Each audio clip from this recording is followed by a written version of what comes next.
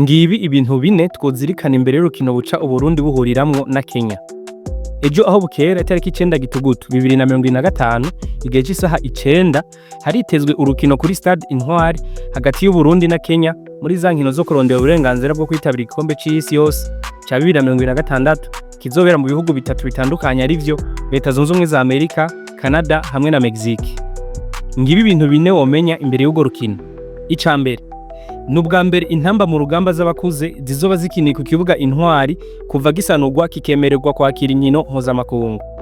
Hari haheze imyaka irenga 3 ikibuga kiriko kirasanurwa.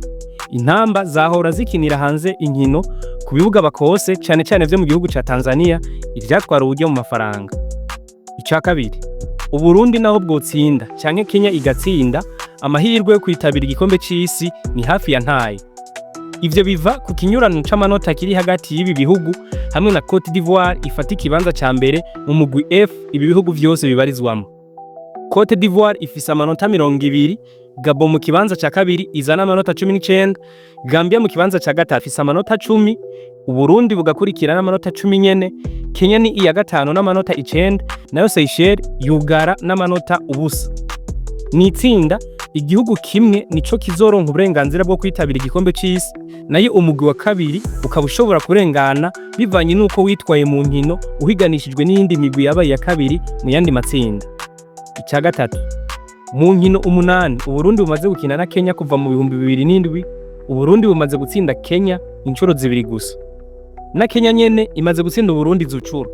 Iyo migwi yompi imaze kunganya incuro 4, bikaboneka ko iyi migwi ikunda kunganya.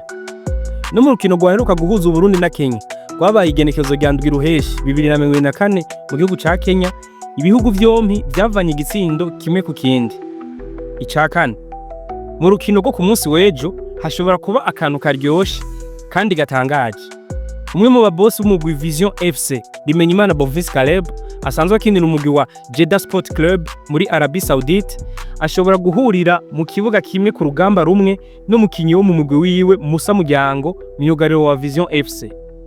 Vyumvikana ko umukozi n'umukoresha bose bashobora guhurira ku kibuga kimwe ku rugamba rwo kugwanira iteka ry'igihugu ko bisanze bose mu rutonde rw'abakinyi Sangwa Patrick Mayani yahamagaye ngo azokwifashisha.